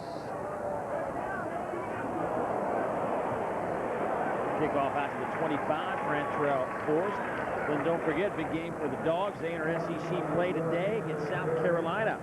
Coming up in, about half hour or so. One of those teams that has been a stitch in Georgia's side over the last couple of years.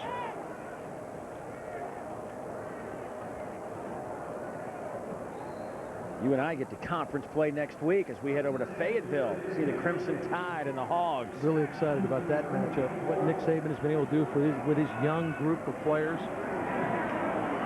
The wide receiver screen, good call as pressure came. But not much happening. Tennessee playing pretty good defense there. Let's go so much field position, but as he gets those numbers up, you can see that he's got a coaching staff that they're comfortable with in a scheme that could be a winner at Conference USA. And Buzz, yeah, and Coach Callaway knows what it's about. I mean, you mentioned his lineage here in the SEC, so he knows what a big-time program's about, and he'll get it done. Webb. This guy's been getting it done as much as he can. First down, Joe Webb. A junior out of Birmingham. Picks up the first down after the 8-yard gain. Joe Webb today, statistically speaking, has carried it 13 times for 73 yards. The big hit, too, is his body motion, just the flow. Incredible.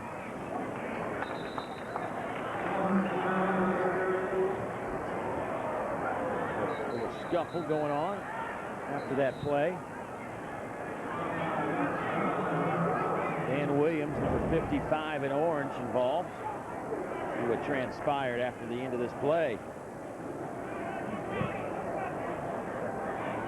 Left and a right by Dan's what inspired the reaction from Slaughter. He's just reminding them that they are along the banks of the Tennessee. Right. This is his house.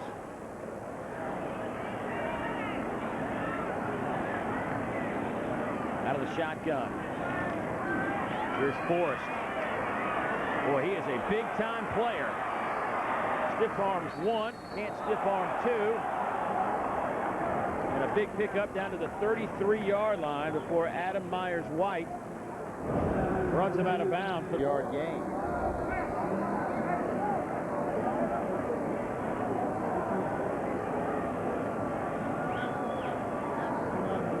Justin Brooks in at tailback for the Blazers.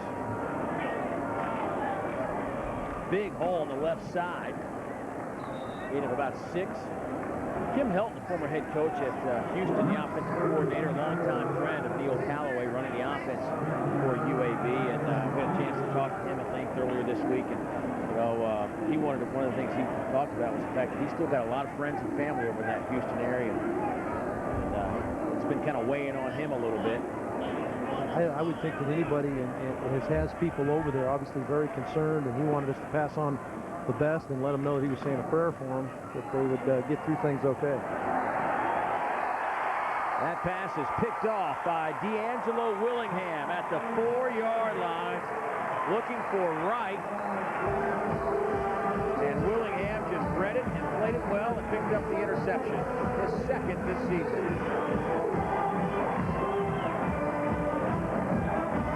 Tennessee will have it when we come back here in the fourth quarter. Archer back on. That was good. 35-3, new quarterback. Nick Stevens checks in. Nick, the sophomore out of Flower Mound, Texas. Also a pool of true freshman out of Toccoa, Georgia, getting his first carry. Thorin Poole, 5'10", 200 pounds. Nick Stevens, political science major. Actually caught a touchdown pass last year on a 3-yard reception. Or excuse me, reading Luke Stocker's bio. He hadn't played at all here at Tennessee, but he did a great job in high school. He threw for 24 touchdowns his senior year, so he's a guy who can throw the ball. Not much happening. And this is part of the problem, Dave, when we start talking about the depth of the quarterback, is Crompton really the only guy they've got, you know, and so Nick Stevens comes in. It's a great opportunity to get him some snaps. Just under 7 minutes to go here and get his feet wet. Let him get out there and move it around a little bit.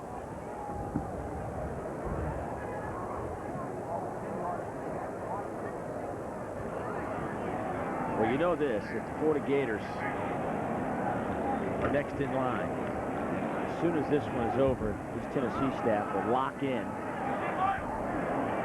on that as both clubs open up SEC play.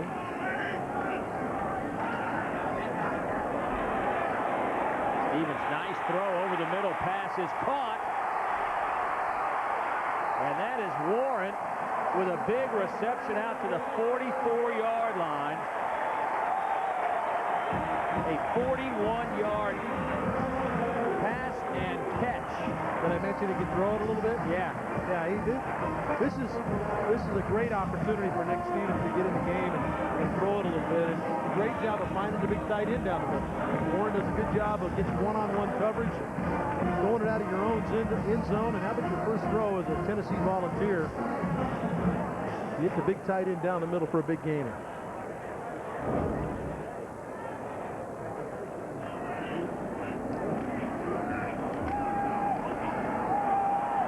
Stevens makes a man miss. He'll keep it. Makes a man miss. Out to midfield.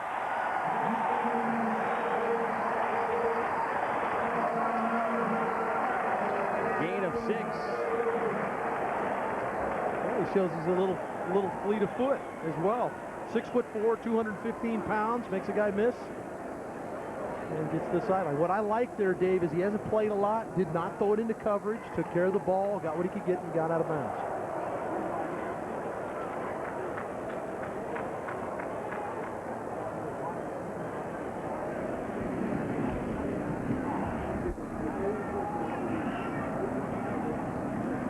Out of the eye.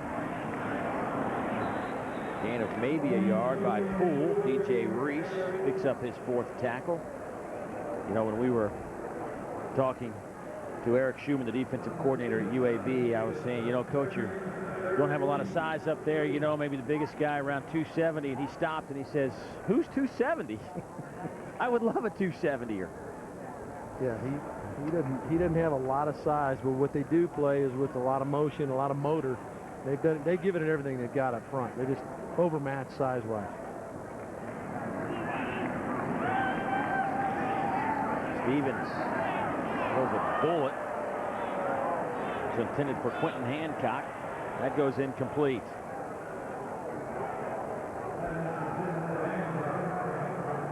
Once again, Coach Fulmer almost out to the numbers, hollering at somebody. Boy, he's really worked hard today, motivating his team. He's hollering at them, trying to get them going, get off the field.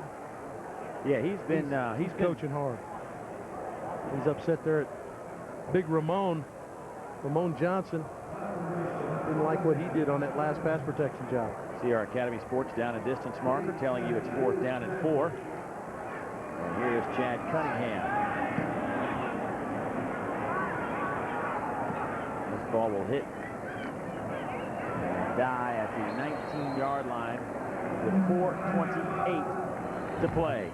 Tennessee comfortably in control.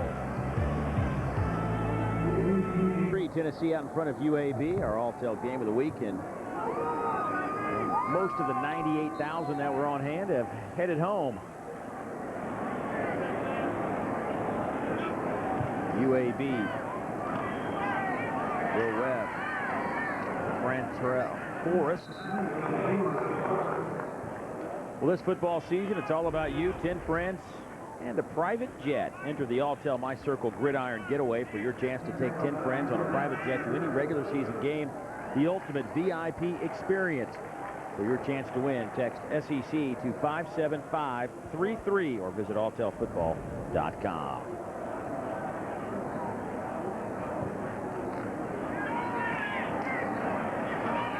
Joe Webb still working hard. First down, UAB.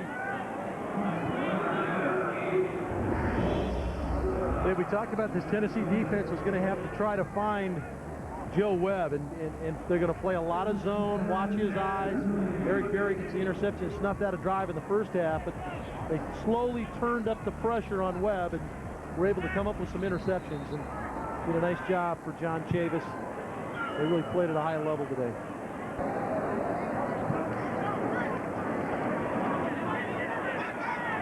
Over the middle, pass is caught to the 36-yard line. That's Justin Brooks, brought down by Frazier. That'll bring up a second down. Ball defense today, 3 interceptions to go with the 4 in week 1. Wooden scores. David Cutcliffe gets a win at Duke. Congratulations to him.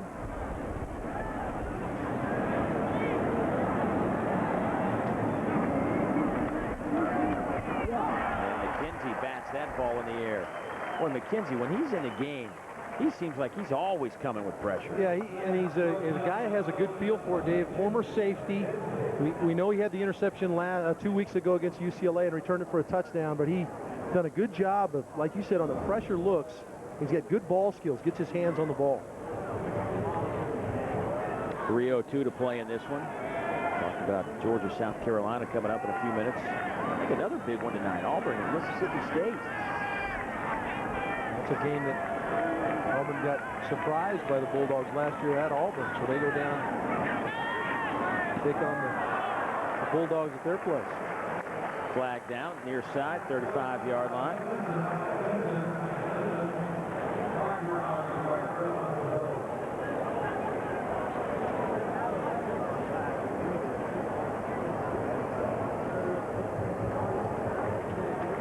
The ineligible man downfield.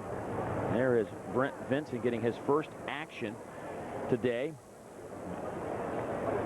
Look at our Hampton Hotels upcoming schedule.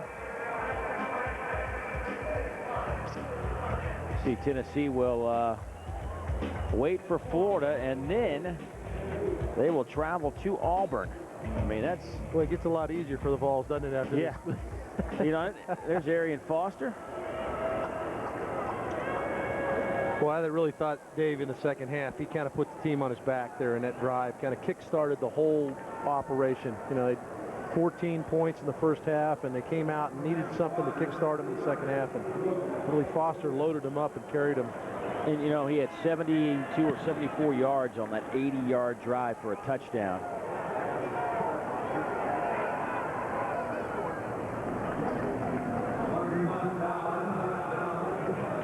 Go to raycomsports.com for a variety of SEC football. Tennessee's offense will come back on the field with 2:46 to play in this one. Nick Stevens back in at quarterback.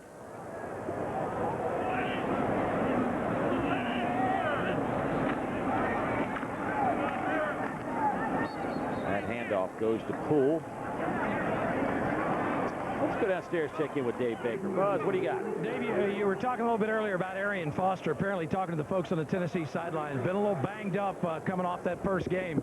And then on that last big run that he had that set up the first touchdown by Creer, that was the last snap that he's been in there for. He's been getting some ice on his leg on the sideline. Certainly that's a situation that Philip Fulmer is going to be following very closely heading into Florida week. No question about it. 200-yard, right at 200 yards for him in 2 games, so he's right where they need to be. Look at the true freshman Poole. This is another guy that head coach Philip Fulmer is extremely excited about, Torian Poole. Young man getting an opportunity to play here late in this game. You see the burst. Looks a little bit like Travis Henry running the football, doesn't he? Though, with the size, with the big legs.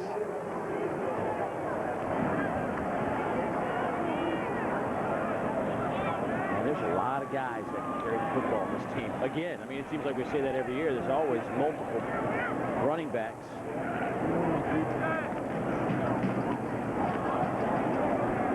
E.J. Coleman, by the way, quarterback, the freshman out of Chattanooga, Tennessee.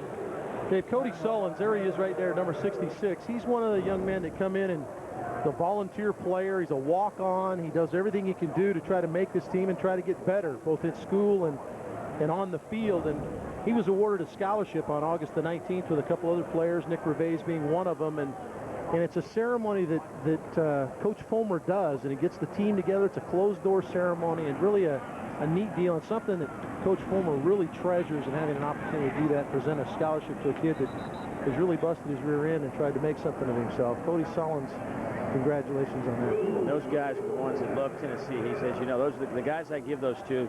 They not only got to contribute in a lot of ways, but they got to have passion for this university.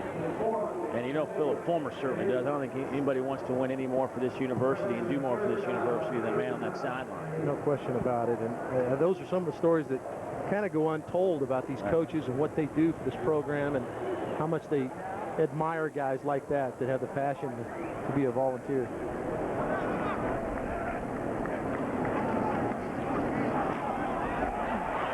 Look at Poole. Inside the 40, dragged down at the 35-yard line. You want to talk about a guy growing a little bit and doing what he had to do to get himself in the game is Sullins did a great job there. The center, we just talked about him, got a great block on Henderson, the linebacker, and Poole gets the big run. Tennessee could call it an afternoon if they want, with 24 actually now down to 18 seconds. So Philip Fulmer will pick up the first win of 2008. Don't forget, next Saturday, 12:30 Eastern, Alabama at Arkansas, right here on Raycom Sports. We'll be in high def where available. And that'll do it. Last play of the game.